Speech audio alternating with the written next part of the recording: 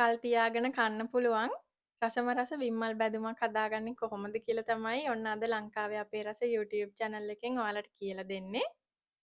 එහෙනම් අපි බලමු මේ බිම්මල් බැදුම හදාගන්නේ කොහොමද කියලා.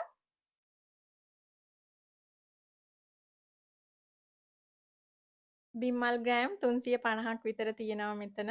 මේ බිම්මල් ටික හොඳට සෝදලා අරගෙන වතුර ටික මිරිකලා අයින් කරගෙන පුංචි කෑලි වලට ඉරාගෙන තමයි මෙතන මේ තියෙන්නේ.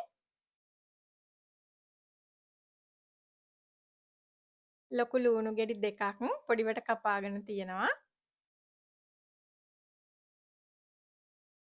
අමු මිරිස් කරල් 10ක් වගේ අරගෙන පොඩිවට ඉරාගෙන තමයි මේ තියෙන්නේ.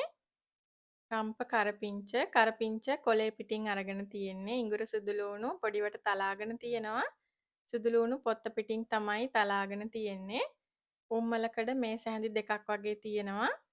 උම්මලකඩ වෙනුවට පොඩි කූනිස්සෝ හාල් මැස්සෝ වගේ දෙයක් ගන්න පුළුවන්. තක්කලි සෝස් මේ සැහැඳි දෙකක් වගේ අරගෙන තියෙනවා. මේ ටික තමයි බිම්මල් බැදුම හදාගන්න ඕන කරන්නේ.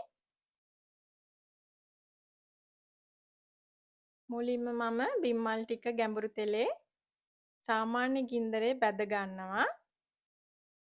රන්වන් පාට වෙනකන් මේ ටික බැද ගන්න ඕන.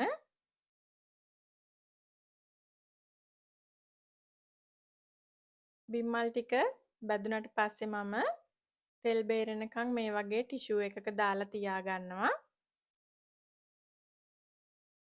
ඒ තෙල් එකේම කපාගත්ත ලුණු ටිකත් මම රන්වන් පාට වෙනකන් බැද ගන්නවා. ලුණු ටිකත් බැදුනට පස්සේ තෙල් බේරෙන්න මම ටිෂූ එකක දාලා තියා ගන්නවා.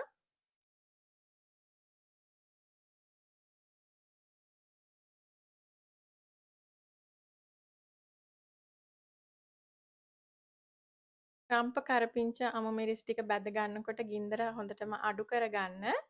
තප්පර කීපයක් මේ ටික බැදගත්තාම ඇති නැත්නම් පිච්චිලා යයි. බිම්මල් බැදුම හදාගන්න අවශ්‍ය කරන ද්‍රව්‍ය මම වීඩියෝ එකට පහලින් සඳහන් කරලා තියෙනවා. අවශ්‍ය කෙනෙකුට බලා ගන්න පුළුවන්.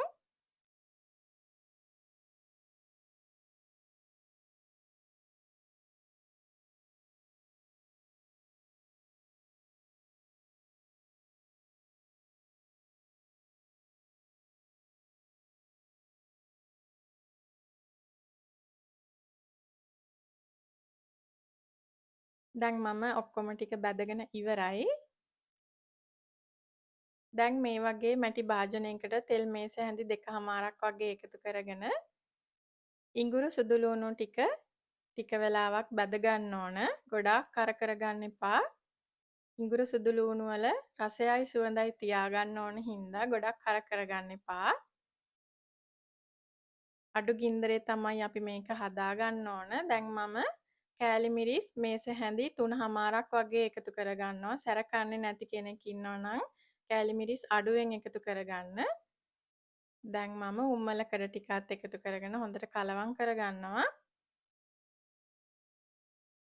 මේ වෙලාවේදී මම තක්කලි සෝස් ටික එකතු කරගෙන කලවම් කරලා ලිප ඕෆ් කරගන්නවා.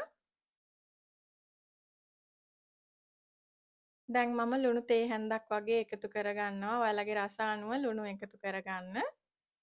මේ වෙලාවේදී මම බැදගත්ත බිම්මල් ටිකයි ලූණු ටිකයි අමු මිරිස් රම්ප කරපිංච ටික එකතු කරගෙන හොඳට කලවම් කරගන්නවා. මේ වෙලාවේදීත් ලුණු බලන්න. ලුණු බලලා ඔයාලගේ රස අනුව ලුණු එකතු කරගන්න. මේ තියෙන්නේ මම හදාගත්ත බිම්මල් බැදුම. දැන් මේක හොඳටම නිමුණට පස්සේ වීදුරු බෝතලයකට දාලා ෆ්‍රිජ් එකේ තියාගන්න. මාසයක් වගේ අපිට මේක කල් තියාගෙන කන්න පුළුවන්.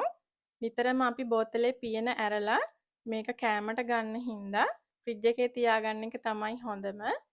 බෝතලයට හැන්දක් දාගන්නකොට වතුර ගෑවිලා නැති හැන්දක් දාගන්න. ලංකාවේ අපේ රස YouTube channel එක subscribe කරලා නැත්නම් ඉක්මනට subscribe කරලා තියාගන්න. ඒ ළඟම තියෙන පුංචි bell icon එක click කරන්න අමතක කරන්නත් එපා. අදත් මගේ වීඩියෝ එක ඉවර වෙනකන් බලපු ඔයාලා හැමෝටම ගොඩාක් ස්තුතියි.